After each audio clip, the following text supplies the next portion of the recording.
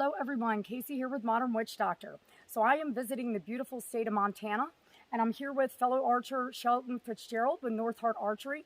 And we've been doing a little bit of shooting today and having some discussions about taking a deer for my first time versus primitive versus traditional. As most of you know, I'm very loyal to my primitive ways, primitive technology, but there's a lot of disadvantages that are stacked against me using a primitive bow for a first time deer hunt. Shelton was giving me a lot of really good advice. We visited a good friend of his yesterday at Centaur Archery, Jim. Wonderful man, wonderful bows, craftsmanship. And it was the first time I actually got to shoot a traditional bow. I immediately noticed the differences in just how it pulled, how it felt. And I want him to kind of explain to you guys why this is probably a better choice for me for a more efficient kill with less disadvantages. Yeah, correct? Yeah, basically pretty well stated. Your size, she's a very small female. The fact that she's a female, she's going to have less upper body strength than her male counterpart. So what we can make up with a glass bow, laminated bow, traditional bow, whatever you want to call it, a little bit more efficiency. It's also easier to pull the same weight, arguably, back, just a smoother draw cycle, whereas a little bow like this, nice bow right here, nice primitive bow, it's very short, you know, I think this is like 48, 49 It's a horse bow. Yeah, 48, 49 inches, very nice and compact. It's got a stiff center section right here, so it's not going to bend in the middle. All these things are going to add up to, by the time you get to a certain point in your draw cycle, it's basically going to do what I refer to as stacking. It's going to start getting harder to draw. So that's fine. That's part of primitive archery. Primitive archery is great. But that's a great point, and that's actually something that I noticed yesterday when I was shooting that traditional bow.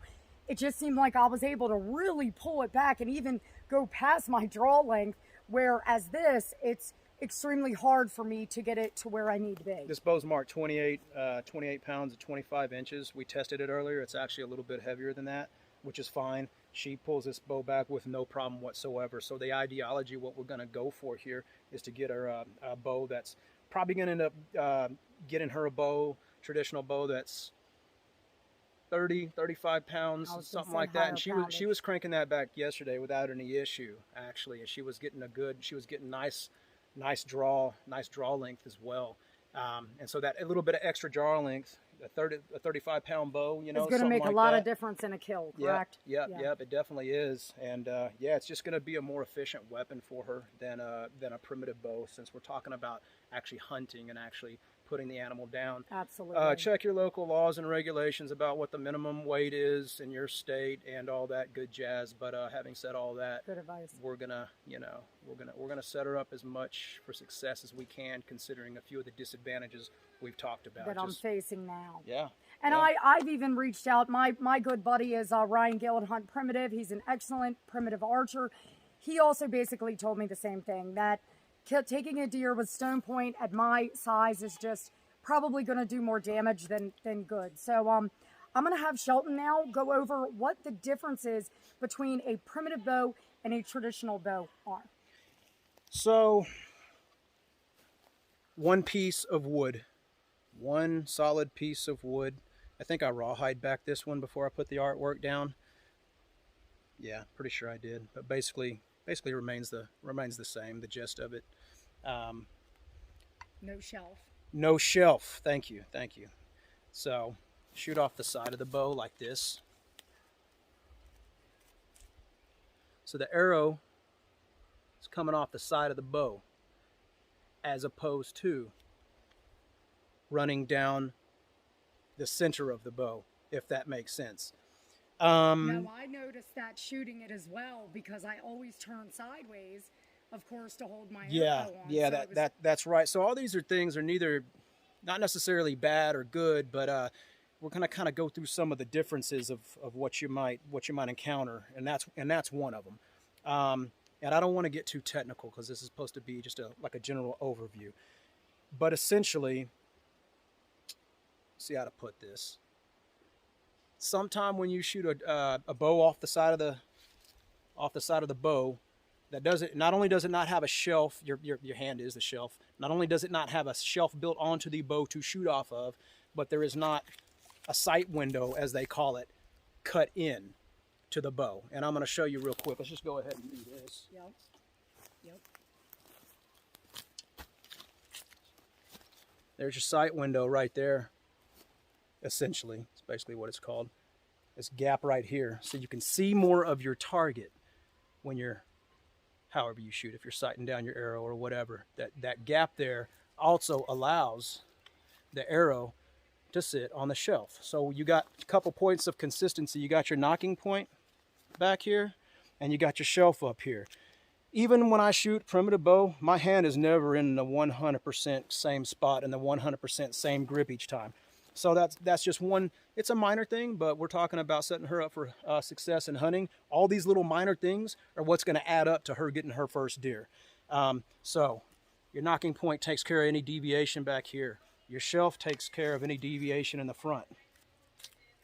This is actually not the right arrow for this bow, but that's, the point still gets made. So that's not going to go, there's never going to be any uncertainty about where that is. The other advantage that we just talked about, this bow is center shot design, or close to center shot if it's not perfect center shot. So a few things are going to happen. It's going to be a little bit more, I should say, less spine critical, less spine sensitive. It's going to shoot a wider range of arrows better. Also, when she hunts, she's going to be using a carbon arrow. I know all the primitive people out there, ew, that's ugly. Okay, whatever. That's part of it. So the consistency of these arrows, and even we'll talk about spine match and weight matched arrows later, but right off the bat, this arrow is going to be way more consistent in how it flies, as well as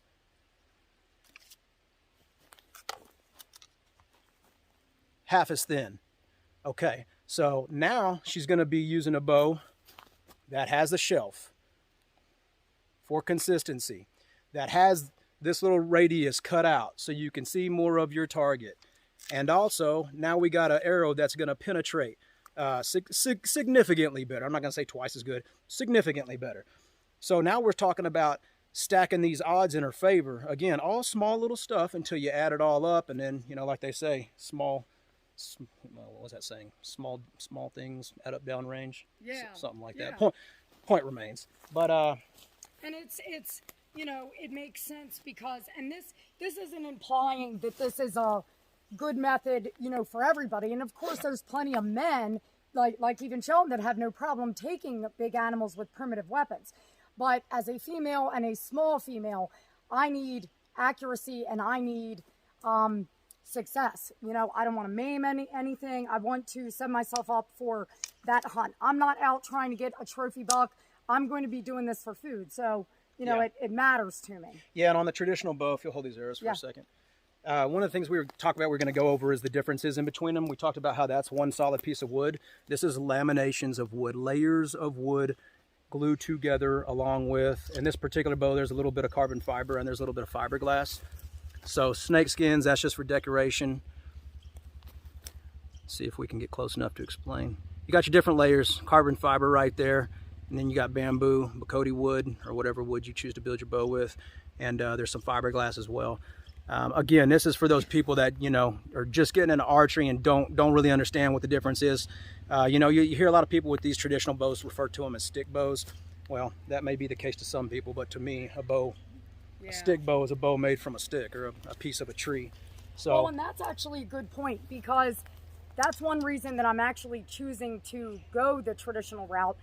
I really wanted to stick with primitive. And as you see, there are differences, but they're minor differences. So you're still hunting in a traditional manner. Absolutely. Yeah. Absolutely. It's not a compound. still highly honorable. Still Absolutely. going to be Absolutely. plenty of challenges. Yes.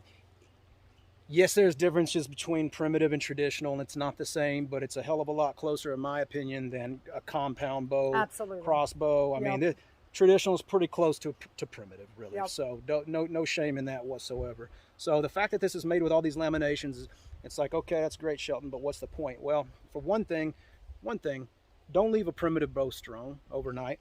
You can leave a bow like this strung for the most part, and for however long you want. It's not really going to hurt anything. But yeah, so there's one difference right there on ownership. Ownership.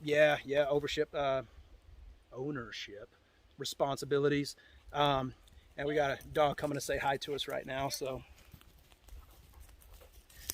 yeah, where were we?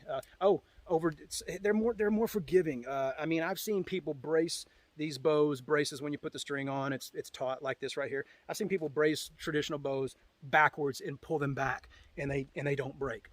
Remarkably, you do that with a primitive bow, it's going to break. It's probably going to break the first time. So they're more forgiving for a lot of reasons. And what about overdrawing? Yeah. So if somebody picked this bow up, that bow, the bow I had earlier, yeah, this bow really shouldn't be drawn over 23 inches, which is what I usually pull about 22. But anyway, the point is, you build this to a specific length. If you overdraw it, you can damage it, you can break it, and the first thing people do when they hand it to their friend tries to look macho and overdraws it, and oh, that's another thing. You can usually, you should never dry fire a bow ever, but often you can get away with it once or twice on this, whereas it's just not good for any bow, but it's even worse for one of these. So overdrawing it, yeah, like you said, if you overdraw, let's see how to word this. Basically, you can get away with overdrawing this bow to a certain degree. If I handed this to somebody twice my size and they pull it, this particular bow, you wouldn't want to pull 30 inches. But to make the point, my 23-inch draw, if somebody bigger than me pulled it back to 26, 28, it's probably going to hold together. It's probably not going to break it. Probably won't even hurt it. So if you were considering, gee, do I want to go full primitive? It's really cool. Or do I want to go traditional? I'm a female. I'm thinking about hunting, getting into archery. That's a lot of proponents. That's a lot of reasons why. A lot more advantages to using a traditional bow for a successful hunt. Well stated. So. Absolutely.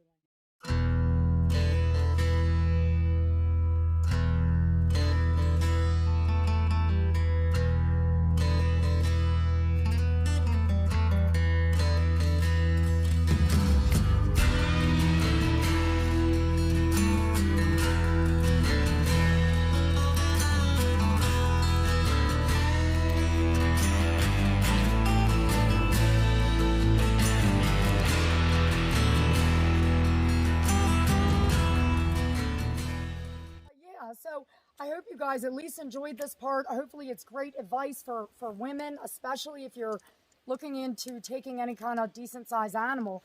And of course, I'll keep you guys posted on my hunt. Hopefully I'll be able to catch some of it on footage. And thanks for watching. Absolutely. Stay wild.